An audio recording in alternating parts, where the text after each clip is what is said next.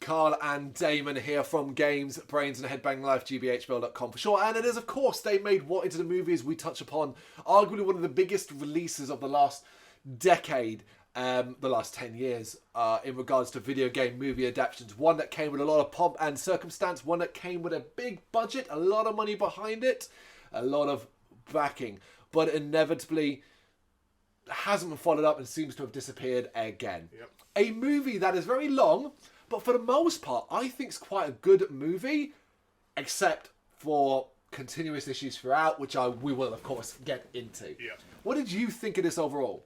I liked it. You liked it? Yeah, I definitely enjoyed it. But I said I've told you before that I'm so sick to death, and we'll get to it again further into it. I'm so sick to death of movies feeling like they have to do something stupid like put a love story in it. Ah, There's God. no need for it. The one in this one is so bad, isn't it? I just want to see a film with no sex scenes, no love scenes. Just it's Warcraft, just killing, fighting, armies. That's what I want to see. But seriously, a man and a she-orc or she-elf, Half-orc, half-orc. But it's like, why? Seriously, Lord of the Rings did it with Aragorn and his elf wife. It's like, Oh, to be fair, that's important to Lord of the Rings. Come on. Yeah, but I mean, You're not seriously, I can't believe you just did that. Yeah, he just compared the Warcraft love story with the Lord of the Rings. Yeah, I'll take that back because I love Lord of the Rings. Yeah, that's terrible. I just want a film with no love scenes. So I 100% agree with you on this, right? So I had seen this movie when it first came out. I reviewed it over on the site and so on. And I remember writing in that review that I thought the film, while good, was forgettable. Mm-hmm. The fact that when it came to watching it and then doing these notes, I was like, shit, I don't remember anything in this movie, barring a couple of the characters here and there. And then I'd forgotten about that. Mm-hmm. And I hit it again and I was like, oh, for fuck's sake, are we really doing this? It's so unnecessary. But it's not the only unnecessary thing. No. I wonder if, for you, if there's one aspect, one plot line in Warcraft that you like more than any other. Because for me, there was one I cared about more than anything else. And I was like, this is fucking the shit I like. Let's follow this.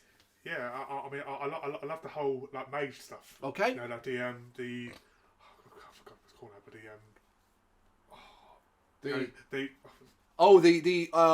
yeah, we'll get into it. You know what? Yeah. I've got it written down. Oh, see, that's the problem again. So many elements. There's so much detail. You're forgetting the small stuff. The fell. I love the whole.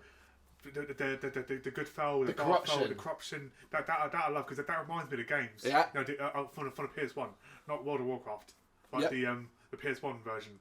Well, Because the RTS, the real-time strategy games. Yeah. It remind me a lot of obviously controlling the mages. The mages, really good. So yeah, we should actually, before we get into the movie, let's just quickly give you a quick rundown of our history with Warcraft. Obviously the Warcraft games, Warcraft 1 and 2 particularly, were PC games, real-time strategy stuff released back in the 90s. Our experience with them came with Warcraft 2, The Dark Saga, the collection that was released on PlayStation 1, a strategy game. We were big fans of strategy games. Yep. And they weren't 10 a penny. There weren't many of them on the PlayStation. Obviously Command and Conquer was a major part of our growing up. But Warcraft 2, I always really liked, but it always never quite grabbed me the same way. Yeah. I never played Warcraft 3, which was not a strategy game in the same sense. Obviously, compared to... No, it was actually. Was a bit, wasn't it? Yeah. But I think... well, not in the same sense of Warcraft 2 anyway. However, I was a World of Warcraft player. Probably for a good 6 months. I spent a lot of time in that world. Paid the subscription and stuff like that. Used to, be involved in that. I enjoyed it. But eventually I got bored and left it, and that was that. So I have got a lot of familiarity with World of Warcraft. About a month. Yeah. Yeah. So the movie then. Warcraft, also known as Warcraft The Beginning. What? Where is that known as Warcraft The Beginning? Never seen that before. Nope. 2016 American action fantasy film based on a video game series of the same name. Directed by Duncan Jones and written by Charles Levitt and Jones himself. It stars Travis Fimmel, Paula Patton, Ben Foster, Dominic Cooper, Toby Keppel, Ben Schnetzer, Robert Kaczynski, Clancy Brown, and Daniel Wu. So quite a group of characters you would recognise. The ones that stood out for me, of course, was Dominic Cooper as the King, Clancy Brown as a voice actor in this. Clancy Brown, you know who that is, don't you? Probably I know him best as a lot of his horror movie stuff like Pet Sematary 2, but also Starship Troopers, and of course the voice of Krusty the Krab from SpongeBob. Yep. Yeah, things like that. It's done a lot of voices as well. It underperformed at the domestic box office and received generally negative reviews from critics, but the film managed to gross $439 million worldwide, surpassing Prince of Persia: The Sands of Time as the highest grossing video game adaptation of all time. Wow. That may change soon with some of the stuff that's coming out in the future. I think likely Sonic 2, because Sonic 1 was a hit, Yeah, it was a hit. but it was a slow-moving hit. Sonic 2 is coming with fanfare this time. That's going to smash it, yeah. And Mario, Oh, yeah. later on the end of this year, I've heard of it, yeah. might do it. So, the film. The intro is pretty bombastic. The combo of music and production logos does make you go, alright, yeah, man, we're doing this. I was excited again. I was like, yep, Warcraft. And we open on a skeleton and an unknown man bending down to pick its shield up. He then uses his sword to bang in it, and we see he's on a battlefield, about to square off with an orc as a voiceover talks about a long-running war between orcs and humans. The voiceover talks about evil magic as the two warriors do battle. The orc runs at the human, bringing its weapon down, and then we cut to the orc doing the voiceover. The person actually in the voiceover. Nice start. Yep.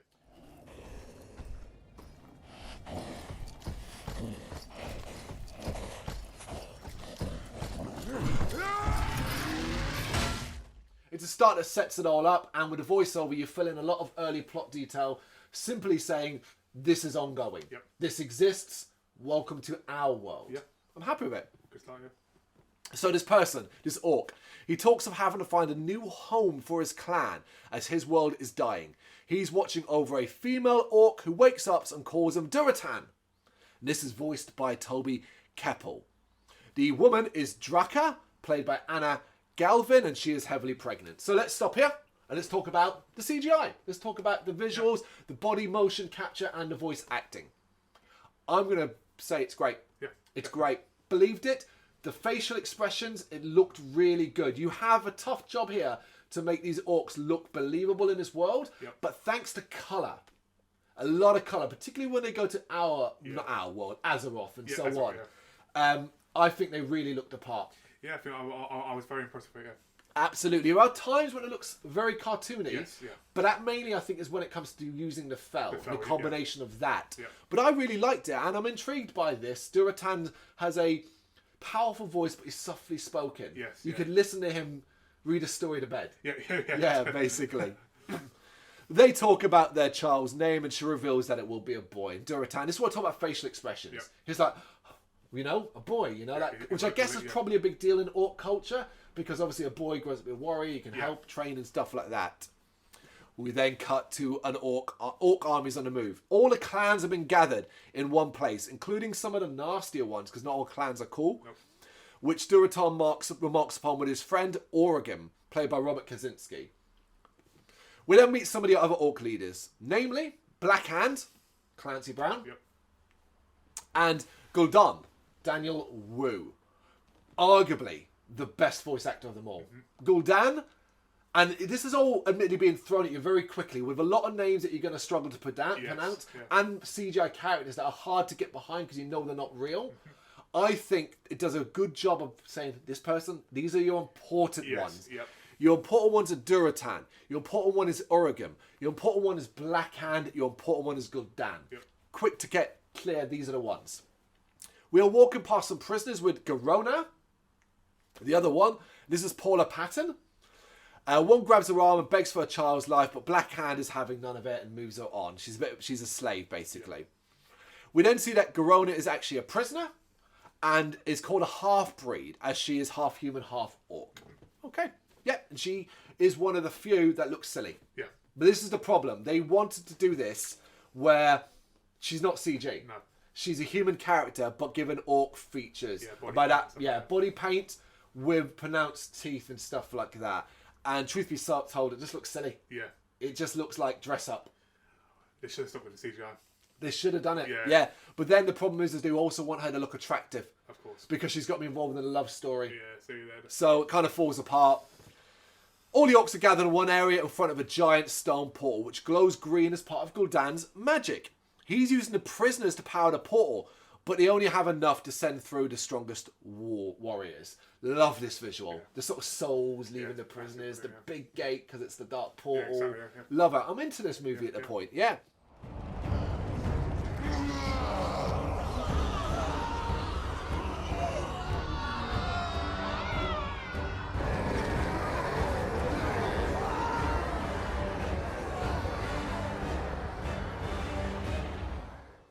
The orcs are well up for it. And he declares that once for the portal, they can take new prisoners to create a bigger portal, and then the entire horde comes through. Do love the fact that they reference the horde a lot in this. Yeah, definitely. He sucks the souls out of prisoners, activates the portal, and we see it leads to a lush green area, which kind of stops the orcs in the park because they're stunned by what they see. Because their land is Mordor. Yes.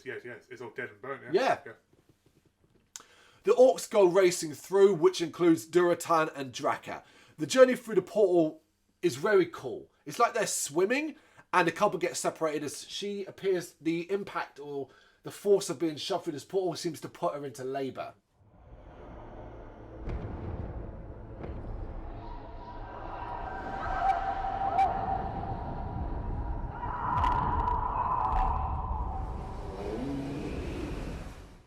On the other side, they appear in a bright and green forest.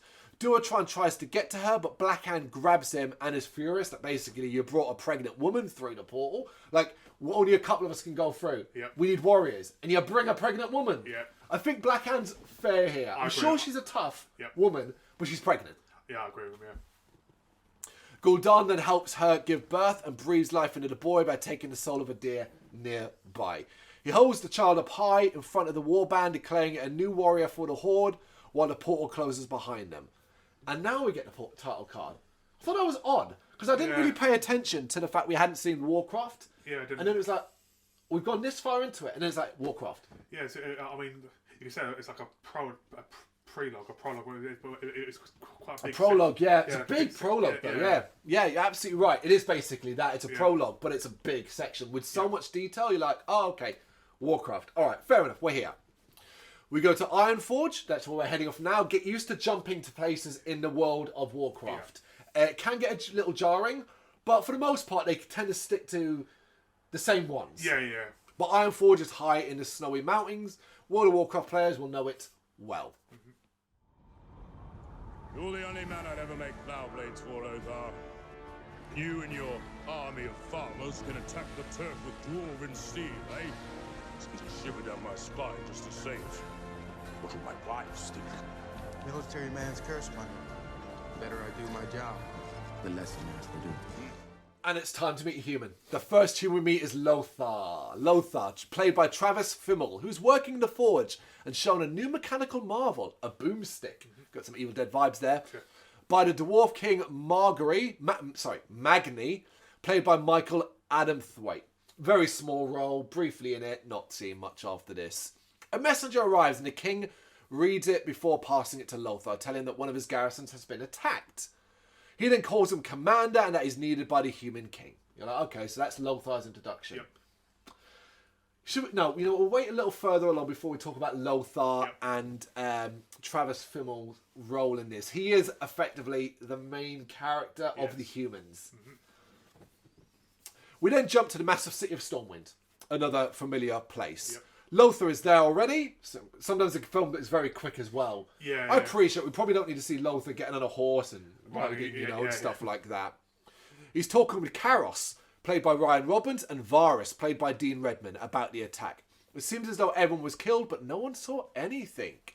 They did find someone, though. Khadgar, played by Ben Schnitzer, who was caught checking out the bodies. He's a mage, and asks Lothar to let him finish his check so he can find out who attacked them. He does, and seems to panic, and says they need to summon the Guardian. Lothar says, look, only the king can summon the Guardian before setting them all off to go to the actual king. Later, we jump to later. Lothar and the group are with King Rin, King Dominic Cooper, and Khadgar has told him of the orcs. We also then see that Lothar has a son who serves as a knight. Let's take a breath. A lot of people came along here. A lot of characters were introduced. So Lothar, immediately cleared. He's strong, he's powerful, and he commands the king's respect. But he also loves and worships his king. They're friends as much as anything else. Yep. Part of that will be revealed in a little later on in regards to his relationship to the king's wife, which is a side story, so to speak, and not massively important. So, Lothar, Travis Fimmel, what do you think? What do you think? Without jumping too far ahead, because obviously his relationship with his son.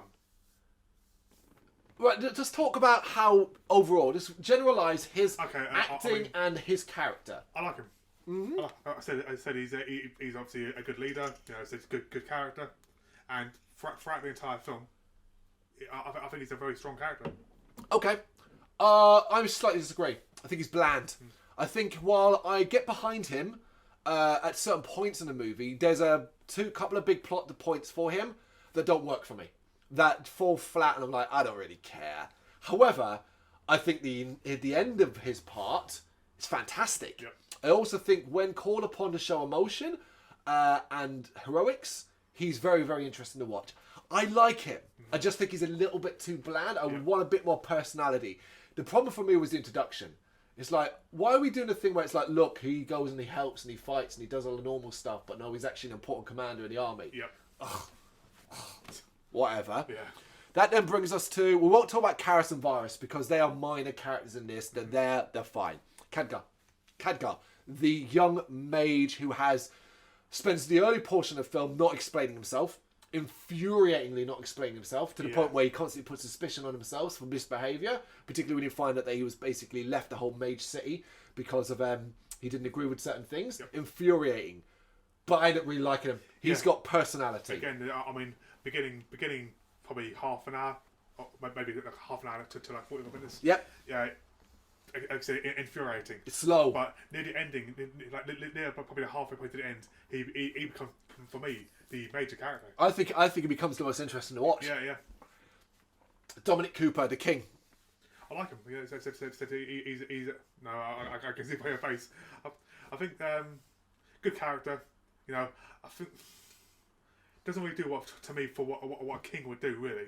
You know, he puts himself in the front line always. Oh my god, we are so opposite on this. Right, I got to jump in there. Right, for starters, you've got Dominic Cooper and you're going to give him this bland ass role. Dominic Cooper is a great actor. Yeah. He could do so much better than this. This is boring. He feels kingly.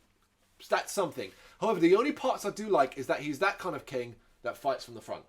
I love that. That is some strong shit. I agree. King should be in a battle, but behind the army.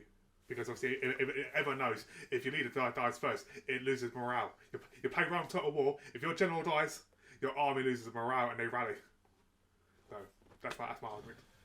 We massively disagree on this. We really, really do. I love heroics. I love uplifting shit. I love battling. There's a reason why people watch something like Braveheart and get behind William Wallace. There's a reason why it's hard. I really don't want to reference real life conflicts. I really don't. It's because of the timing of this movie. Who knows what the situation will be, so we won't. But ultimately, leaders that stand and fight amongst their people will always inspire me more than anything else. But ultimately, regardless of all of that, he's just very bland. Tell me anything about him other than he's a king. Anything. Yeah. I mean. Yeah, you're right. I mean, yeah, it does something really. Yeah, absolutely. That's it. That's the problem. It's just he's a king, and that's about it. So they've now met up with the king. We see that Lothar has a son. We'll get a little bit more detail about when it becomes more important. Right now, it's just a reference point than anything else. Khadgar tells the king that a great evil is about to befall the land. This is what I'm talking about. What are you doing that for? Why are you speaking in riddles for? But they're disturbed by an attack in the distance. He does ask the king to invoke the Guardian. We then see Lothar telling Lady Tiara, who's the queen, played by Ruth Negga, off for involving his son, and it turns out they're siblings. So, complication relationship here. Lothar is the brother of the queen, and she is the aunt of Lothar's son, who also serves as a knight of the king's guard. Yeah. The king comes along and gives Lothar his ring, telling him to go and summon the Guardian. So Lothar and Khadgar fly off to do the job. Yes. We then go back to the orcs who have been hunting, and Duraton is uncomfortable with the prisoners they are taking. Quickly, the film establishes that Duraton is an orc, but an orc of peace more than anything else. Yeah. You know, he doesn't like and constantly mentally and questions quietly a lot of the decisions that are being made, the destruction that's being caused. This will expand as it goes on to some very, very intriguing elements in regards to that survival of a race. Yeah. And is it right if you wipe out others? I think it's good. Yeah. I like him. I like Durotan. He's a very good leader to his people. He's also got such a great ending. Yes. But yeah. Yeah. Lothar and Khadgar have arrived at the destination, greeted by Moros, played by Callum Keith Rennie. Basically the steward of the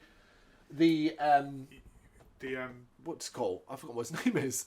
The Guardian. Yeah, the steward of the Guardian. Yeah. Yeah, he's got a role. It's fine. Yeah. Yeah, no harm there. Lothar then goes off to meet the Guardian at the top of the tower while Khadgar looks around. The Guardian, which is Medivh, played by Ben Foster. Let's say it. Fucking brilliant. Brilliant. Yep. Brilliant. Maybe the best actor in this role. Someone that has to constantly portray peace and serenity, but is watching the world crumble around him, realizing that he can't stop forces while also fucking around with those forces to his own demise. Yeah. I actually love the fact that he's super suspicious and concerned that Khadgar's going to take his place. That acting is where he's at his strongest. Yeah, definitely, yeah. So he's making a golem and is pleased to see Lothar. He wonders about Khadgar, who's reading a book, and then is distracted by a cloud of black smoke that disappears into another book. He uses his tattoo to identify which book he needs and takes it. So, mage shit. Yeah. Medivh arrives and attacks him, though, using magic and slamming into the books. Quick show of Medivh's power here. Not happy to see Khadgar snooping around amongst his shit. Have a good look around.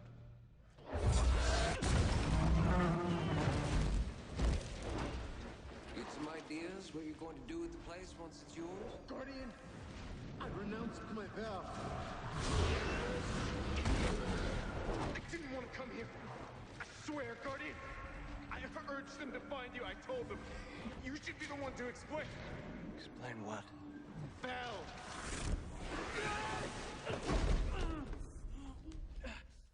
Khadgar gets him to stop by mentioning the Fel, which Medivh explains to Lothar is evil magic feeding on life force and corrupting everything. So there's an introduction of the Fel. Yep.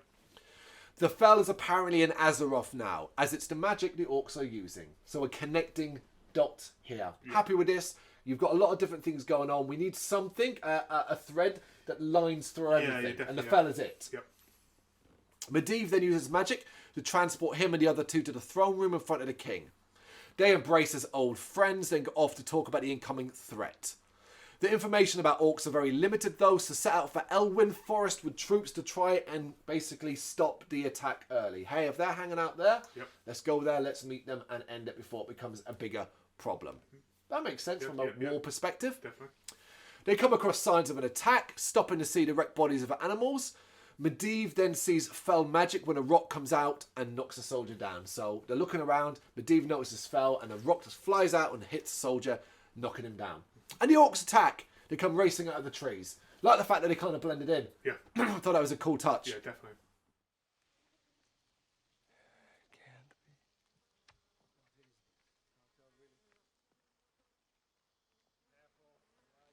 Guardian.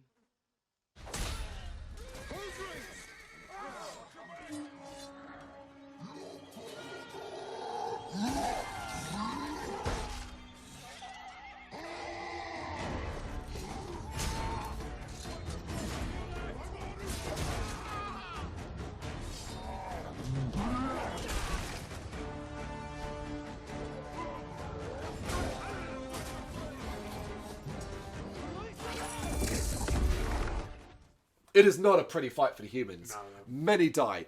Lothar manages to kill a few orcs and saves his son, but is then grabbed by Black Hand. This is all while Khadgar protects the Guardian with his shield. Something that Durotan notices from afar and is like quite amazed by it. Because I think, and I was wondering why. I don't think he's seen magic used in that positive fashion. That's what I'm thinking, to protect rather than corrupt and destroy. Yeah, he's shocked there. So he's seeing magic used in a way that doesn't destroy. It's shocking. I thought it was a cool touch. Yep. And you could argue it's another thing where if someone's mind's being changed over a thing, it's just another little nail into oh, they're helping each other. Yep. Well, yeah, because obviously in his race, the orcs are somewhat powerful for killing the weaker race. Yep. Where the humans are actually defending each other. Yeah, trying to help each Actually other. work Yeah, together. it's unique. Yeah. Yeah. The Guardian then finally springs into action and shows his power, but he uses fell magic to basically fuck up most of the orcs, barring the major characters. Also, Lothar then ends up shooting off most of Black Hand's hand with a boomstick. Did like that. You're like, oh wow, Black Hand, literally now. Yeah. The rest, which include the hurt Black Hand and Durotan, run away. Khadgar is very disturbed by what Medivh did because he used fell magic, but he praises Khadgar, telling him to get the men back to the city before saying he's return to his home and then leaving. So like he kind of, to distract Khadgar, he's like, hey man, you did amazing. Like, because Khadgar obviously looks up to the Guardian as well. Of course. Lothar and his men give chase after the remaining orcs. Durotan stops his ride when he sees Garona in chains and actually frees her. But Lothar's men are taken out by an orc which dismounts to fight them. He is able to defeat it and knock it out though, but is about to be attacked by its wolf mount, but then basically is able to send it away by threatening the orc that he's got. Like, if you care about this orc, I'll kill him. So smart move, smart thing about Lothar. An extra layer to a character where it's like, okay, you're not a brute, you know to stop and think. Yes. I liked it. Yeah, definitely. Khadgar is checking out the orc bodies when Garona comes out of the woods. She tries to attack him, but he's able to use his magic to hold her and calls for other men. Lothar then returns with his prisoner, and basically they have two prisoners. Two orc prisoners.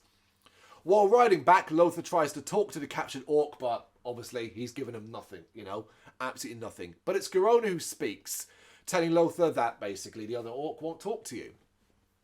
That orc gets angry with her and breaks his chain, so Lothar stabs in the head before he can kill it. So he kills it. Oh, I like that scene. It's nice up close, quite gory. In front of the king, Garona is now being quizzed, but she's not very talkative.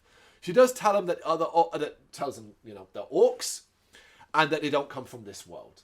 Cool. A little bit of detail from not talking to actually telling him that. She also tells him that the orcs are coming to take this world as their world is dying or dead.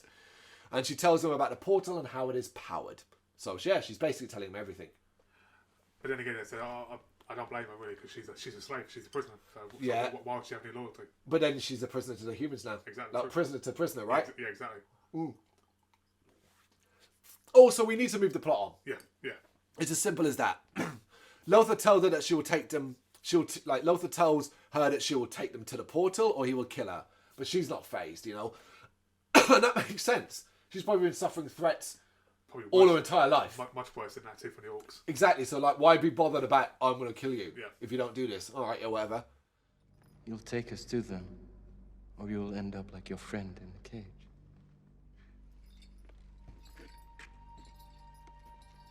You think you're fearsome? Orc children have pets more fearsome than you. We're not trying to be fearsome, Grona. We're trying to protect our people, our families. If you help us, I give you my oath. You will have your freedom. The king promises, though, he will set her free if she helps them, as he only wants peace. Very kingly. And I like that as well, because it's something different. That's something she's probably not experienced, which is an agreement. Look, you help us, we'll set you free. Yeah. At the orc camp, Black Hand is being given shit, basically, by Gul'dan for his defeat in battle. The judgment for failure is death, so Black Hand puts his mangled hand into a pit of fell magic. As the corruption spreads, Durotan steps in and chops off his arm. So basically, what was happening was Black Hand was going to kill himself via fell magic. Durotan, seeing a waste of life, a waste of a good warrior, stops it. Gul'dan is not impressed by Durotan, saying that Durotan points out to Gul'dan that fell magic was used against them. Like, they used it against them. Gul'dan declares that only he can use the fell, and then tries to goad Durotan into challenging him. But Durotan backs down while questioning the use of fell magic. So it's these little things that he says and does just to create that little bit of distrust in Gul'dan and his behaviour. Later, Draka comes to see him with their child. Durotan is still having issues with the use of fell magic, and he's worried about the future for his son and the orcs.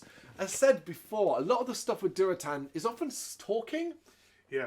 But it's important talking, and I'm always interested. I'm like, because I'm seeing the writing in the wall. It's predictable. I know he's going to rise up, but I'm like, how is he going to rise up, and how does he rise up? He's being clever. He's playing the game really. He's like being defensive. We're not being stupid. Like openly challenge. Gul'dan openly. He's testing the water. But he waits, and he waits. In a cell, Grona is visited by Medivh, who wants to know more about the portal. and he seems a bit fascinated by it. Okay, let's talk about it. At this point, you're starting to get a little suspicious of Medivh. Yep. You're like, he seems way more interested in it, but he also knew how to use fell magic. Yep. He knew how to use it. Interesting. As guards arrive, he disappears before they can see him, and Garona has a visitor. It's the Queen. She's brought us some food and clothes, but Garona makes some threats first for some reason, you know. The Queen is mostly unfazed, though, and tells her of villagers being destroyed. The Queen offers her a life with them, a life of freedom. But we do then see, I like this, a camera kind of backs off, and we see that Lothar's standing a distant away, and he's not convinced because he's got his hand behind his back holding the gun. Yep. So just in case she makes the wrong move, Yeah. he'll shoot her dead. You're like, okay, they're not quite okay with her. Yeah, they're not stupid. They're not trusting yet. And we then see that Khadgar is researching the portal. Duratan and Ogarim are enjoying the sun, relaxing in the sun. I like this scene. Yeah. It almost gives them a humanity. Yeah. We're like, okay, all right, they are people. Not humans, but they're people. Yeah. And they're talking about the niceties of this world and getting a little nostalgic about their own world. Duratan mentions that he thinks it is strange that their world started to die when Gul'dan came to power. Something that Origim dismisses until Duratan points out that their little slice of this world is already looking pretty shitty. And we get this long shot that he's right. From this beautiful world, the part that they're currently sitting in, already looks destroyed and burnt and all that kind of thing. And Duratan then suggests they have to stop Gul'dan, but Origim points out that they are not powerful enough. But Duratan suggests that if they use the humans, they could be. So here he's talking to a friend, being very coy, not openly saying this is what I want to do, but almost like seeing where his friend sits. Where his loyalty lies, you know? While also making some strong points about the suggestion that Gul'dan's use of fell magic might be the reason why their world fell into destruction. It's sucking the energy out of the world. The life, yeah. It's Final Fantasy. Yeah, exactly. It's Final Fantasy VII. Yeah. Exactly that, yeah. It's spirit life, isn't it? Yeah, it's spirit, yeah. We then cut to Lothar assisting Garona into armour as she seems to have agreed to help them. They then kind of have a flirty moment and they're like, no, we don't need this. Yeah, as soon as this moment happened, I thought, here we go. Yep. I know exactly what's going to happen at the end of this film. Obviously, it didn't get that far. Nope, it didn't. But if it did, that would have been it for me, this film. It arguably changes tact completely at the end, Yeah. but it is sequel baiting because of that. Yes. En route to their new location, Khadgar is given first watch as they stop for camp. Grona makes a matter of fact about sex and insults them by suggesting they would be bad mates and that orc sex is a bit violent. I kind of laughed at this this scene. She tells them that her name means cursed in orc and that her mother was burned alive for giving birth to her. Her father then tried to protect her all her life. Khadgar then shares his story of it being handed over to the mages at a very young age. I like this back and forth because you learn a little bit of detail about both their backgrounds. Yeah. And it's just a more detail. You're like, okay, you're right, cool, your characters. I'm getting you. Yeah, it makes you actually want to have an investment in those characters. Absolutely, it's always important. Yeah. Lothar makes a crack about them being cheerful, though, you know. The next day, they're watching the orc encampment from afar as the orcs set about building a portal on their side of the world. They realise they're going to need a bigger army. Before they can leave, though, Duratan grabs Khadgar and speaks to Garona. He tells her to tell Lothar and the king to meet him at a certain place as he wants to stop Gul'dan and put an end to fell magic. She asks Duratan if he will let her join his clan, but he tells her, look, you're safer with the humans. Yeah, this is a cool scene. You don't know if you can trust Duratan. We know we can from what we've seen, but obviously their perspective, why would they? Well, he's thinking also, if he gets spotted with her, then they're going to get wiped out. But not only that as well, you know, it's just like, well, you're safer with them. They're clearly taking care of you. Stay with them. We rejoin Medivh as he arrives home, revealing to Morose that the fell is spreading quickly throughout the land. The lords of the land, different races and kingdoms, have met to talk about dealing with the orcs, but like all politicians, it is descending into arguments about who does what. I don't mind that politics in this kind of world would exist. It's typical, Lothar arrives, tells the king about the portal, and the king's attempt to broker a deal fails, and everyone flat out refuses to help. As they're leaving, Lothar is told that his son was injured during a recent orc attack, so we'll get back to the son stuff. He goes off to check on him and finds out that the orcs decimated his ranks and took all the others prisoners. Right, let's talk about the son relationship here between him and Lothar. Do you like it? No. Why? Because the fact that if I say it's going to spoil the ending of it. Okay, yeah, no, fair enough. I I want to say what I've got to say to the end. We'll save it till the end part. Then. I'll tell you without spoiling what we're going to come to. Is that it's only used to try and create a heightened emotion about a certain sequence of events. Yes, yeah. It does work to a degree, but the son's got no character development. There's nothing about him interesting. He's just there. He's just a character, basically. Yeah. So for me, it does very little. Yeah. Yeah, agreed. Garona has told the king and Lothar about Durotan's request. Lothar thinks it's probably a trap, obviously, but the king thinks, look, we've got a choice here. We've got a chance to actually maybe end this before it even starts. You can understand his thinking. Yeah, absolutely. It's the best way. But go, be wary, and don't, and be prepared for a trap, potentially, that thing. Yep. Garona sticks up for Durotan in the face of Lothar's doubt, so that helps. The queen suggests that they have to earn Garona's trust too, and gives her a blade. So it's like, look, you have to trust us too. If we give you a weapon, it shows we trust you, because you could use that weapon to stab us. The king then orders the Guardian to be found, because apparently the Guardian's gone AWOL, but we see he's in the chambers of Khadgir. Khadgir tells him that he's been researching the gate, but Medivh's not happy that Khadgir is basically doing the work of the Guardian. Yep. He's clearly getting a little paranoid about being usurped. Angry, he burns all his work and refuses to help Khadgir. See, when I first saw this film, yep. I mean, Ben, I've seen this film twice. Yep. And actually in the last month. Yep. And when I first saw it, I thought that already he's clearly in the dark arts. Yep. So it's already playing with his mind.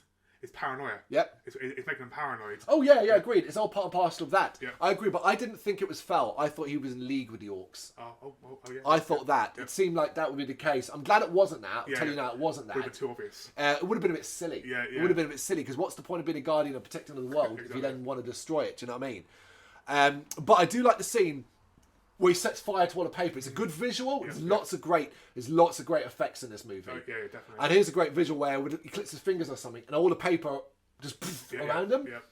He tells Khadgar to go and protect the king and leave the fell to him. And we get the last scene where the Guardian leaves and Khadgar's still holding a bit of paper, and it bursts into fire in his hand.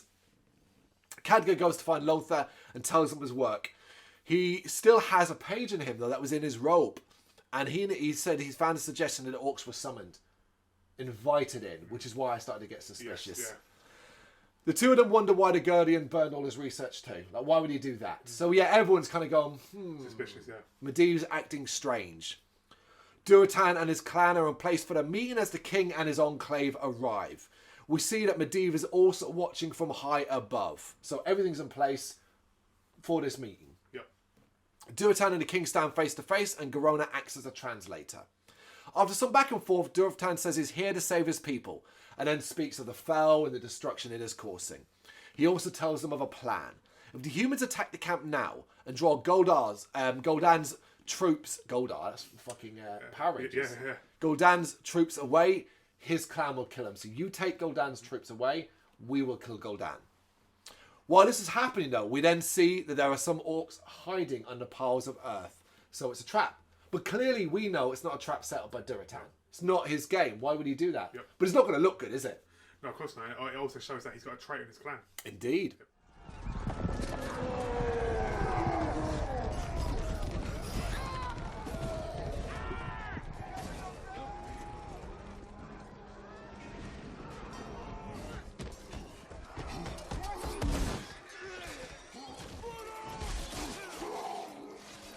These orcs burst out and attack Durotan's orcs. The humans make their escape, but then run into more orcs who come out of the earth behind them. Medivh sees this and has to give himself almost a pep talk to start some of his magic, so that's why my mind changed a bit. I was like, okay, no, he's struggling. I was like, he's struggling. Yeah. And that's why I started to think, okay, it's sickness. Yeah. It's a sickness, potentially. He's basically not in a good place. Durotan and his clan do battle with more rampaging orcs as the humans are forced to fight. And it's nice to see the king is actually able to fight. Yeah. He fights. Yep. Lothar sees some troops in trouble and goes off to help, but is stopped by his son, who tells him to protect the king and he will go help them. So already you can... This is a part of the film problem. It's predictable. Yeah. And you can see what's coming here already, particularly as Blackhand arrives to join the fray. They do manage to kill his mount, but his roar brings more and more orcs to the fight. Medivh finally starts using his magic, basically uses it to create a wall of lightning that stops the orcs from advancing. It's really good. It looks great. Yeah, really cool. So, again, from the game, I remember using the mage has his power. Yep. And it's such a cool power it is in the game. Yeah.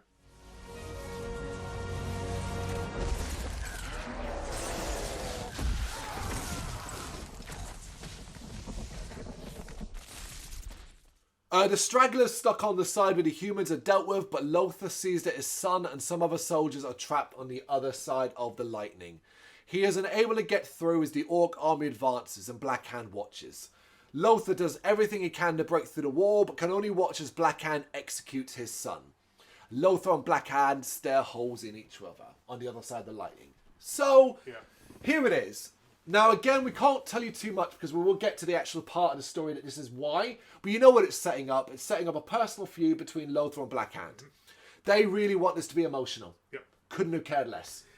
Well, I mean, he's upset that because his son died. Yeah, of course. But, you know, throughout the entire film, he's treated his son like crap because he basically blames his son. He talks about that in a drunken scene afterwards. Yeah. Yeah, he does. He talks about it in a drunken scene and stuff like that. I disagree about him taking his shit. He treated him like he was an adult. He cared about his son because he went and looked, when he was hurt, he went to check on him. I disagree with that. What you're referencing is something he did when he blamed his son. Would say it now, he blamed his son for the death of his wife because she died in childbirth. But it's something he regretted and he tried to make up for later on in his life. The problem is this. He said, up to this point, 2 scenes. Yeah, exactly. Yeah. 2 scenes with his son. What do we know about his son? Nothing. He's a guard, a warrior. Obviously, we were saying before about how they built a lot of characters up, but this character was because we had no attachment to him. Nothing. We didn't care. Didn't care. Yeah. Didn't care. All I knew was it was going to create a bit of personal feud between him and Black Hand, and I was happy about that. That's all it was. That death was there just to cause that feud. Yeah, but they filmed this in a way where we're supposed to be like, yeah, shock scene, yeah. And it's like, I was just like, yeah, alright. Yeah. Alright, fair enough. So having survived the accidental ambush, the rest of the humans reconvene and find the collapsed body of Medivh. He's brought back and put in his healing font. So inside his house, his tower, he's got this font that when he lies in, it basically heals him. Like a fountain. It's water, like a kind of liquid. As he opens his eyes, Khadka sees them glow green momentarily.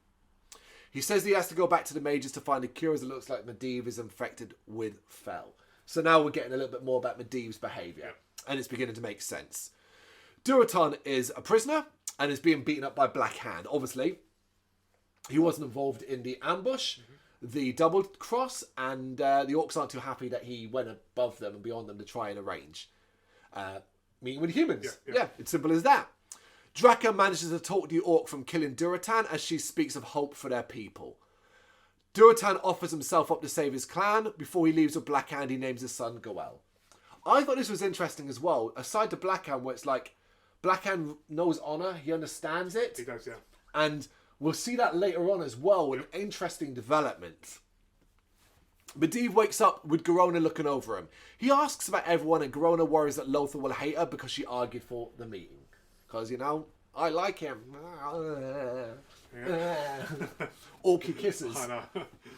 She tells him that she is an orc, a human, and Medivh tells her of his past and how he always felt out of place too. And he talks to her of love. This is a great scene. Yeah. This is a great scene where you learn a little bit more about his role and what his place is, but also the innocence. And this is where I was like, shit, you're not a bad guy. Nope. You've just been corrupted by bad magic. Yeah. And I thought that was really cool. Yeah. You send her away to find Lothar before using magic to create a flower, which gives to her before transporting away. Hated that scene, though. Yep. There's the problem. Great scene followed by a... calling it out, yeah. We then see the portal is almost complete. Origam is talking with Gul'dan, who says that when the Horde comes through, he will give Durotan's clan the Fel. Origam argues against it, but Gul'dan suggests that he will be made leader of the clan instead of Durotan. So Origam was the one that betrayed Durotan. We'll say it now. Yep. And it's simply because it's not that Origam's a bad guy. It's that he is honourable to the orcs. And he thought Durotan was taking the wrong path. But he now starts to have a problem when he sees what Gul'dan starts to do here. Gul'dan offers to Fel to Origam, who comes up with the idea of being granted it in front of the clan to show his strength. It's as much because it gets him out of taking it there. Yes. It's a bit like, shit, how do I get out of this? I really don't want this. Yeah. Oh, I'll do it this way. Delay it. Lothar has gotten drunk as Garona arrives, and he says, look, I don't blame you. And this is where he talks about the pain he feels for his son and stuff like that. It's a well-acted scene, It is, yeah. but it means so little to me because of the lack of care I had for his son. It just misses the mark. But they kiss. And I was like, oh, well. Yep. There we go. Now, if this was a crap film up to this, it's the point where you turn off. Yeah. Do you know what? Well, I never turn a film off. Well, if people do that, Yeah, lots of people do. Yeah. You're going to, do you know what? I've had a flipping enough. This is Resident Evil Apocalypse. I've had a flipping enough. I'm turning it off. But because it's been a pretty decent film up until silly points, then yeah, obviously you continue. You're saying now this is actually a decent movie up to this point. Yeah. It's got slow moments and it's got probably too much detail, too many characters and too many places thrown in once to sustain interest long term. But for the most part, I was invested. Yeah. At the Orc encampment, Gul'dan betrays Duratan. So basically, Duratan had given himself up to save his clan, but Gul'dan betrays him by having the other clans attack and kill the rest of his warriors. The plan being to leave the remnants for Origem, who can then take over and rebuild it. Yeah. Origem arrives at Draka's tent, but he isn't there to kill her. He gives her the chance to escape. He says, look, you know, I love you. Basically, he cares for her. He cares for Duratan. Yeah. He's now wondering if he made a terrible mistake, Yeah. but he gets her out. She takes the child and leaves, but says he should have trusted Duratan, and that's obviously where it reveals that it was him that betrayed him and told Gul'dan about the meeting. Yeah. Back to somewhere else, because that's what you do. Khadgar arrives at the Mage City in the sky, and they're not happy to see him at all, seeing as he left. But he tells them that Medivh has been poisoned by the Fel and shows them what he knows of the portal. He is then told of an entity that existed since the dawn of time that once served in a similar Guardian's role. We call this the MacGuffin. This entity that just existed. Okay. Yeah, this entire scene I didn't like. Yeah, it just felt like, oh, you need a way to progress things for Khadgar, and we just throw this in. In front of its doorway, it creates steps for Khadgar, who decides to go inside. Inside, he speaks to the entity, which is the same one that got his attention in the library. It speaks of using the last of its energy to contact him and says the Guardian has betrayed them all. He has been consumed by the Fel, and Khadgar is told he must stop Medivh. So, okay. Yep. All right. Do you know who voiced the Guardian? Glenn Close. Really? Not the Guardian, the entity, yeah. Yeah, according to the credits.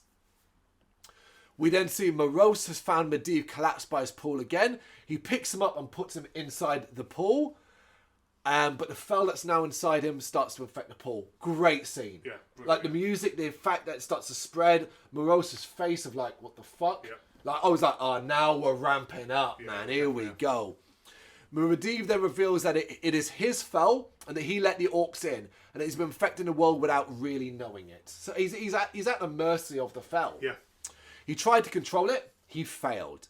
And he's fully consumed now and he kills Morose. In the King's Chamber, they're making battle plans for containment. Lothar is not happy as he thinks the priority is to stop the portal from opening. So basically the King's like, look, we're going to contain this. We're going to stand. We're going to defend. Lothar's like, no, man. We go there. We fight. Who do you agree with? I love her. You know, they've got a small force. Stop them before they open the portal.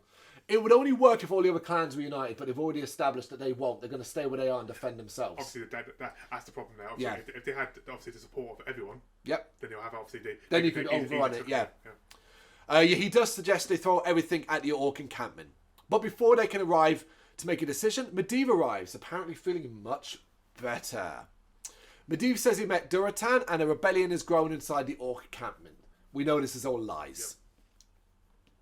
Medivh starts to suggest dividing the forces of the kingdom. But Lothar is proper not happy about that. It's like, divide them? Like, we need everybody. He suggests that Medivh hasn't exactly been much help so far. Medivh then starts to wind him up about the death of his son. So the king is then forced to put Lothar in a cell to calm down. Because even as a commander, the Guardian position and trust that the king has for the Guardian is always going to outrank Lothar. And Lothar's obviously highly strung. The king knows that. The behaviour, the death of his son. Can he be trusted? Can he be useful at the moment? Lothar in the cell is visited by Garona, who tells him that the king and Medivh are going to attack the Orc encampment.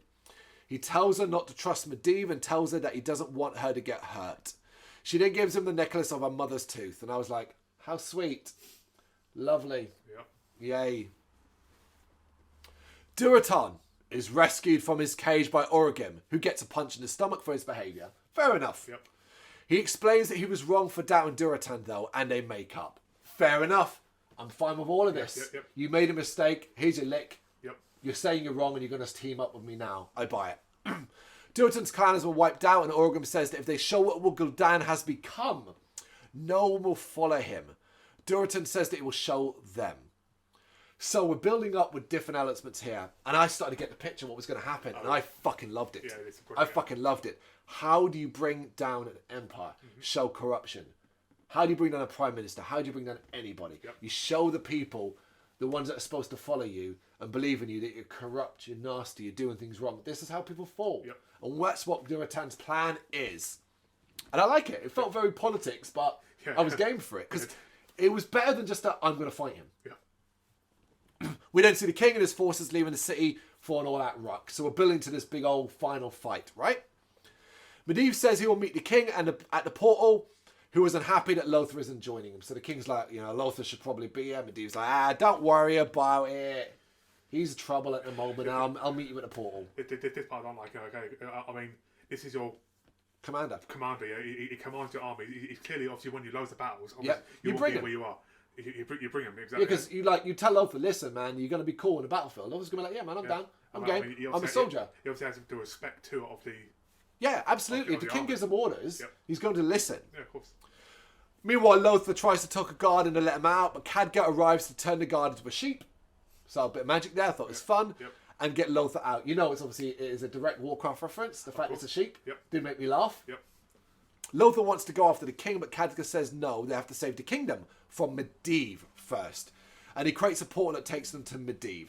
I am a big fan of how the magic, we talk about here how the magic is done here.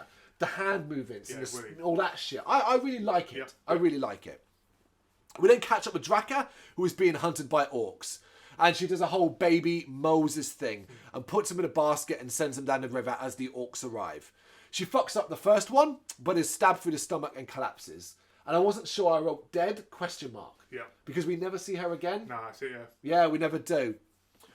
Durotan stands before the orcs and makes a challenge to Gul'dan. And I was actually stoked for them, like, yeah boy, here we go. This is what I want. He is told he's told no. Basically, Gul'dan says no. You have no clan anymore. So apparently that's a rule. You got to have a clan. But Origim arrives, thus making it a clan of 2. And I was like, yes, Origim, that's how you do it. I am Durotan, son of Garan, chieftain of the Frostwolf clan, and I am here to kill Gul'dan. Ghosts cannot invoke Makara. You are the chieftain of no clan. The people are food for worms. Some of us still live, War Chief. Gul'dan then emerges and steps up for battle. But first he does like the whole insulting him first. So it's an insult battle first, He takes off his cloak and we see what he actually looks like. I thought he looked cool without the cloak. Because you think like he's like an old orc or something. But it's not really. Powerful, like some big, like sort of wing thing. Yeah, like some sort of traction on him as well. And of course they start fighting.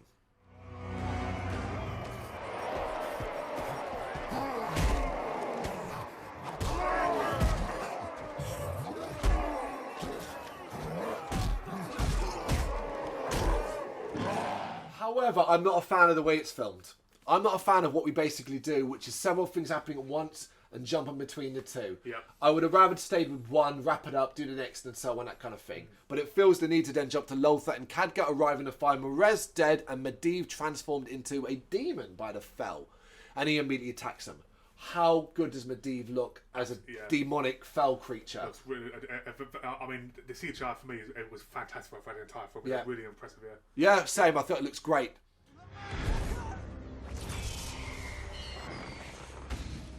Durotan is getting his ass kicked, but Gul'dan forgets himself and starts to suck out his life using the Fel. And he stops, realising how that is going to look, giving Durotan a chance to fight back. And here's the first clue. Yep. And you're like, shit. From a warrior perspective, orcs, warriors, fair fights. If he starts using the Fel to suck out one of their own, Yep. what's that? beyond evil. That's what I liked about it, because even the orcs have their principles. Yeah, the warriors. They have their rules. And also the whole thing, if he can do that to Durrraains, why can he not do that to anybody? And you're not doing it to enemies anymore, you're doing it to your own. And like, when they fully explain what the challenge involves, you presume it's a fair fight to the death. It's as simple as that. And instantly you know exactly what Durrraains' plan is. And it's sad, because you realise, ultimately, he's going to give his life to prove... For the better, to show people, like, what he is. Elsewhere, Medivh begins to open a portal to the orc home world.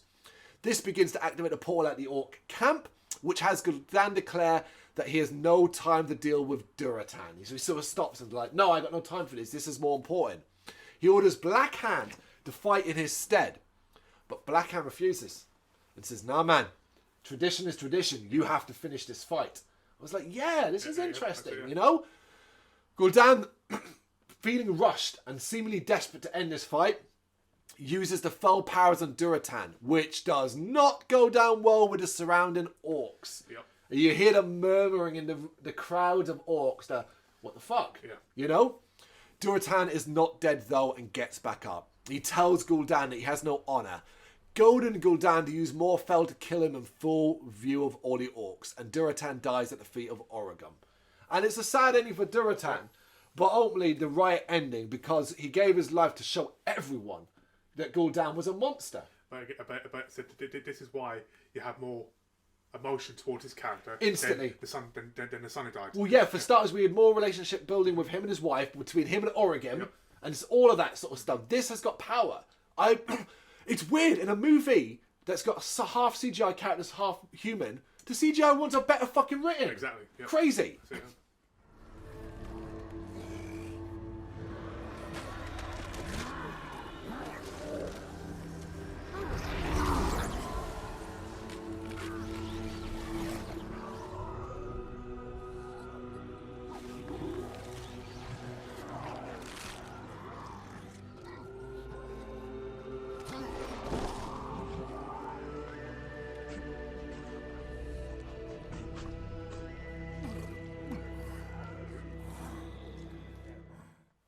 Orgrim then speaks up and says to the rest of the orcs that they should not follow Gul'dan and his demonic ways, and even Blackhand is disgusted by what he saw. Several orcs walk away, so Gul'dan uses Fell to kill them. He then uses the Fell to infect Blackhand, and the rest of the orcs, in fear, step in the line. So if I can't control you with honor, I'll control you with fear. But we all know this will last for a short amount of time. He has now created the biggest target on his back. He will die. The human army arrive outside the camp as the orcs come out to fight, and it's a big old battle. A messy one. It is messy. The combination of CGI and human characters doesn't make it the prettiest to watch. Yeah, it's hard. It was hard to keep the camera in like one place. All the action too, yeah. Elsewhere, Medivh is continuing his chant as Khadgar tries to stop him. Medivh activates the golem to take care of them. So I like this part as well. We get this fight in here. I don't mind it when it's two. The battle and then this going on. That makes sense. But when it was going to be seemed like it was going to be 3 or 4, not so good. Lothar tries to deal with it, but it sucks up Fell from the pool. We then cut between the battle and Lothar trying to deal with the golem. We see Gul'dan using the prisoners to power the portal on his end, and the orcs begin to flow through. So the dark portal is open. Khadgar is trying to stop Medivh, but he's just too powerful. In Medivh's attempt to kill Lothar, though, he accidentally blows off the head of the golem. But it's still alive but blind and stuff like that. Lothar brings Khadgar around. They need to stop Medivh. By getting him into the pool. They figured that will work. Khadgar tells Lothar to distract Medivh, which he does by trying to talk to Medivh, the Medivh that once was, the good guy Medivh, the Guardian. It fails, but gives Khadgar enough time to create a portal and get the golem's attention. On the other side of the pool, Lothar does momentarily get through to Medivh, but when he walks in the pool, the Fell fully transform him into an even stronger demonic entity. But it's all been a plan. The golem steps into the portal, because it's blind, and comes out the one above Medivh, crushing him. Thought it was a clever plan. I liked it. Brilliant, I liked it. The portal closes, but we see that Khadgar fell into the pool and is being infected by the Fell too. And you're like, oh no. Oh no. I like Khadgar. Khadgar.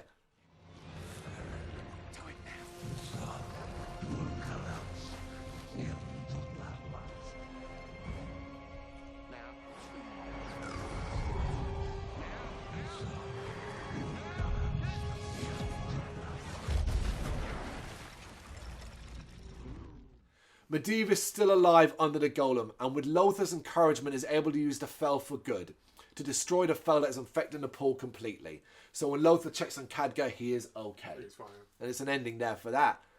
Lothar then leaves to join the battle at the Orc encampment. So from one to another, he's got to go save his king.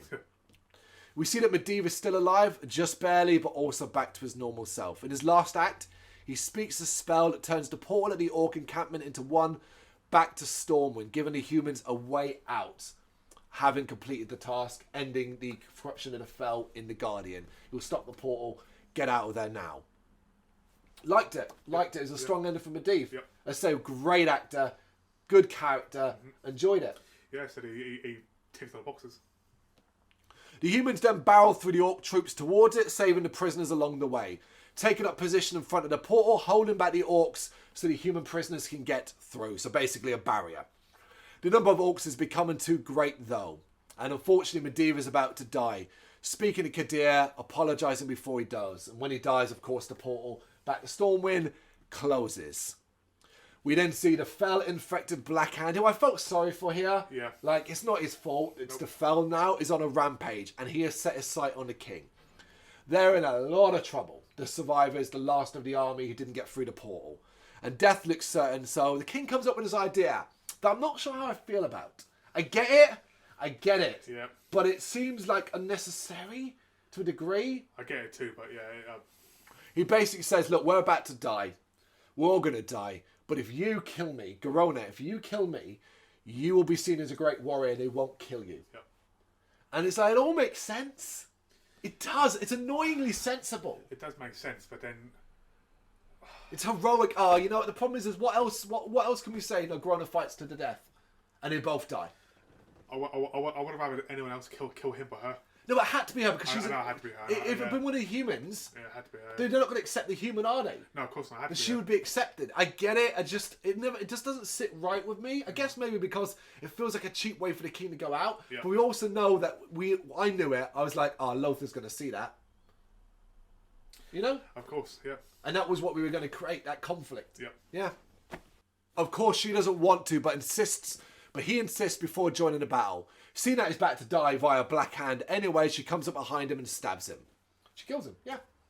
Grona is treated as a hero as the rest of the humans all die. So technically, King was probably right. Mm-hmm. She's dropped in front of Gul'dan, who says that she has been embraced by the Horde. He calls her an orc and offers her his hand, which she takes. But clearly she's not overjoyed by it, you know. But it's still like, you're safe. Lothar then arrives, sweeping in, and he just comes in, starts fucking rocking with everyone. There was a bit of the orcs being like, the fuck's this guy doing? Like, but he's a little bit too late. He sees the king's body and notices the dagger is in his neck. The dagger that was obviously given to Garona. Yep. He grabs it, gets on his bird to fly off, but Blackhand stops him. He's knocked out, and when he wakes, he's in a circle being challenged to a fight by Blackhand. It was always going to be this way. Yeah. Admittedly, I do think the fact that Blackhand's corrupted by the Fel makes it a little less impactful. It does, yeah. Because there's not the Blackhand. Technically, this isn't a Blackhand that killed his son. Yeah. But I guess Lothar doesn't know that, does it? He's given the king's sword, and the two fight. And I do actually really like this. Because let's be honest, we've had battle. Do we really need a long fight here? It's really short. You'd be very surprised. Yeah. And Lothar literally kills him straight away. And I was like, oh. But I was like, no, actually, that's okay. That's okay. It's okay, but I wonder would he have fought different if he wasn't infected with the Fel? Who knows? Yeah, maybe.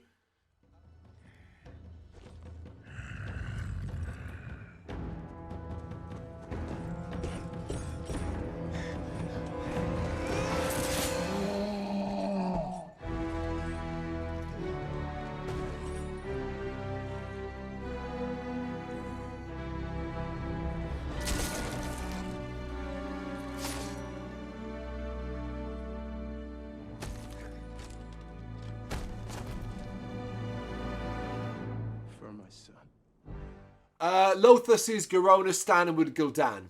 In front of the orcs, Gul'dan orders the others to kill him, but no one does.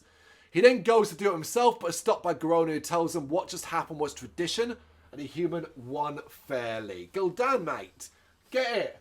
Stop doing this. Gul'dan is having none of it, though, and starts to give the orcs shit for not obeying his order. Lothar walks away through the orcs and is given honour. Gul'dan swears he will do it himself, but again, Garona points out that if he does this, he will lose all their support. And Lothar is able to leave with the king's body. But you can tell he's very disappointed in Garona. Yeah, because it gives it the look. The look of, I can't believe it. I can't believe it. I loved you. I know. Betrayed me. The battle is over. The war is only beginning. In Stormwind, Lothar shows Khadgar the dagger and suggests that Garona betrayed them, but even Khadgar's like, why would you... No. Like, he's not sure. Like, he suggests there might have been a reason. Admittedly, there is an argument that you could just say, like, Lothar could think this. Well, what if someone else took the dagger from her and used it? Exactly. Like, it's just a dagger. I didn't mean she used it. You know? I know it's because, like, you saw with Gul'dan and all that kind of thing, so he's basically putting two and two together. Yeah, of course. I mean, everyone would think that, but then obviously Khadgar is saying that, oh, she won't do this, but you got to suspect that she's an ogre and an awkward at the end of the day. You know? Yeah, I'd have fixed it simply by having Gul'dan tell when she's standing by going, she killed your king. Say it. Yeah, that's it. What difference is it going to make? Absolutely. The king is given a funeral and the queen does a speech about everyone uniting. They chant and cheer for Lothar as he is made king. Yeah, don't get that. And he declares that they will fight for Azeroth. And I was like, you just made king? Like, yeah, because... All right, so presumably him and the queen didn't have a kid, right? Fine. But then, is she still queen? Because that's weird, they're brother and sister. Well, shouldn't she be in charge? Or? So, presumably she steps back from the throne and he becomes king. Yeah, well, that's why I presume, yeah, she's obviously in charge then, but she obviously names him the king. Yeah. And then retires or whatever. But you can also see the predictability of a future sequel, which is eventually further down the line, either in a sequel or if it was a trilogy, eventually it ends with Garona and him marrying, and by having a half-orc and a human ruler on the throne, all the orcs and humans become united and live happily ever after. You can see it. God, I hope not. Well, I don't think we're going to. The fact that this film is now 8 years old. Yeah. Is that right? No, 6 years old. Very disappointed about that. And there's been no word ever since. Is it over, though? Not quite. As you see, in probably the worst bit of CGI moment, and just why? Yeah. Durotan and Draca's child is still travelling in the river as Durotan speaks about him making this world his home. The child washes up in the riverbank where he's picked up by humans, and the child looks terrible. It's not good CGI. And then screams like, like at the humans, and that's it. And you're like, well, that was an extra scene. Yeah. Warcraft, a absolutely mess of a movie that is good, that is enjoyable pretty much all the way through. But considering you expect it to be terrible because of how much what it's based upon, it does better than most. The problem is, they try so hard to jam so much in while still trying to keep it focused on certain characters. And it doesn't always work. At times it can be quite thrilling, but at other times it could just be simply boring. The stuff I liked, Durotan, the Orc clan and Honor stuff, and that Gul'dan and the use of the Fel and Medivh. That's the stuff I liked. The stuff I didn't like, almost everything to do with humans. I mean, considering the film's it was like 2 hours and 20 minutes long. Yeah, it's a long one. You know, and they crammed a lot into it. I mean, it could have been even longer than that. Oh, yeah. But, It's a 3-hour film, yeah. I mean, the fact that we haven't got number 2. Nope. I don't know if I'm pleased with that or not, because I'm trying to think, what could they possibly do? I mean, you mentioned obviously about the ridiculous endings. Oh, yeah, humans get married. And, well, yeah. That would be the typical that would be the typical film writer's ending. Of course. Which no one wants. You know, if it's going to be number 2, it's got to be surely an all-out war. But then, how? I mean, how do you build up from what was already a pretty The problem for me, I think they run into if they were to make a sequel, is that number 1, this first film was pretty spectacular. Yeah. What are you going to do? How do you advance it further? Like, think about it. Like the whole Guardian stuff, the whole Portal stuff. Like, where do you go from here? What do you do next? That's the problem. I mean, they literally put 3 or 4 good ideas into one film. Yeah, you're not wrong. But perhaps the whole Guardian story could have been touched upon here, and that be the major part of the second film. Exactly. And then the third, if there was a third film, you set it in the Orc homeworld. Yeah, because I mean, effectively, how can they go war now? You've got obviously Lothar as the king against her. Now, when they meet in the battlefield, oh, he told me to kill her. Oh, kiss, war's over. Yeah. She's in charge of them. He's in charge of them. Well, no, because Gul'dan and all that. But I mean, she has the respect from killing the king now. So surely she has the power to say, do you know what? I'm in charge. I don't think that's. I don't think that's not of the slightest. It's a warrior's honor, not leader honor. Okay, do you so, know what I mean? obviously, Gofan will still be in charge of that. Yeah, but we're trying to preempt or predict what a exactly. sequel that I don't think is ever going to happen has come about. And if it did, I think it could even fail. I think it'd make money. Ultimately, this film made money, a lot of money, whether or not that was worth it or not. The problem is I think this film does not work for a casual audience. I think if you have no interest in video game movie adaptions or Warcraft or anything, you watching this, you're going to think it's fucking nonsense. You're going to think it's fucking fantasy nonsense. To watch this film, you've got to have at least played some cursory. I don't think you need loads because we don't have loads. No. But you need some cursory knowledge because you're getting thrown places and locations and stuff like that. If we showed this to our parents, they'd be like, "What the hell is this?" Within the first 20 minutes, our parents would switch it off. Exactly. Because they'd be like, "This is fucking nonsense. What is this? All these characters, all these names, all these places. What's going on? You know?" Of course, but obviously because we have some familiarity with the game Source and material, the world, so we have a bit of reason to carry on. Reason to carry on. Admittedly, it's not packed with references. You're not going to get tons of like subtle nods here and there. There were a couple of small ones I noticed. There may have been stuff I didn't because I'm not too familiar with the game. But also from a video game perspective, let's say you're a huge World of Warcraft fan. Are you satisfied by this? Because I think from what I've seen, what I've played and what I've enjoyed, it does a decent enough representation of it. I think as an adaptation goes, how else could you have done it? I mean, it also proves too, that all these game adaptations and the ones that have failed terribly, like Doom and Resident Evil, shows that if you spend a bit of money on CGI, what you can get. Well, money's important, but also the more money you spend, the more likely a flop's going to be. So you can't always blame them for not doing that. No, of course. I mean, Resident Evil, they spent obviously very little money and made a bundle. Oh yeah. Well, they were spending more as that franchise went on, a lot more. But it always made money. You're absolutely right. Warcraft made money, but clearly didn't make enough money for what it wanted it to be. Simply put, I think this film's biggest problem is the human side of things. From the human characters, whether it be the king or Lothar, and the queen. Khadgar is the only one that really, and Medivh's not human. Like, it's really, really... Yeah, the humans alone, right? The humans, bland and boring, not that interesting, don't really care. The mages are pretty decent. Khadgar... I'm gonna class Medivh as a mage. Yeah, mage. I like what they do. The orcs is the strongest part of it. The ones with the deeper characters, from Blackhand to Gul'dan to all of them, I don't know, to Duratan, I found myself more invested in that aspect than anything else, and I'm not sure that was the point. I think you're supposed to be more towards the humans, obviously. I think they would have liked you care about both. But they overbalanced it on one side. Well, I mean, they built more. I mean, Duratan's character was the most, for me, expressed. Indeed. His character was... I mean, he was one of the main characters for me. He was, absolutely. I really, like I said, we talked throughout it and we got to at the end. I really love his ending. I think his ending's really, really strong. A real statement. Do you think that they tried to do that with the king? That was a king's statement. Sort of like Duratan's statement. They tried to do that. Like interesting. But obviously, it didn't have the same effect. No, but it had potentially a different effect. I didn't really look at it that way, but I like it. I like it. That because so going back to that, I can't fault the logic behind the plan. I can't. I just don't like it. Do you think because his death? Do you think that could have caused a rally between the other nations? It might. Because. And then Lothar's ascension to the throne. Is he? Because he's not a king of everyone, is he? He's king of Azeroth. Exactly. No, yeah. So obviously there's other kings of other nations. Well, that's what it is. Like, you got the dwarf king and stuff like that. You are potentially right that might rally. Maybe that's what that's what you were doing in a sequel, where it's now about rallying, dealing with like skirmishes with the orcs while trying to. That's a boring movie, though. It's a fucking boring movie. I don't think Warcraft is a movie you love. I don't. I think it's a movie you like. I think it's a movie you go like this. That was all right. That was good. Whereas you normally expect that. Oh, that was shit. Or oh, that was a bit boring. You come back and you know what? That wasn't too bad. Yeah, I'm a fan. I enjoyed it.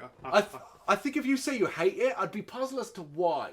Like, I can understand certain elements that you maybe think it's boring. You don't think it's that interesting. You think it's too much CGI, because obviously that's a major... But I guess with this, the reason why that doesn't bother me is we watch, in this series, animated movies and things like that. So why would this heavy CGI movie bother me? You know what I mean? Absolutely. It is Warcraft.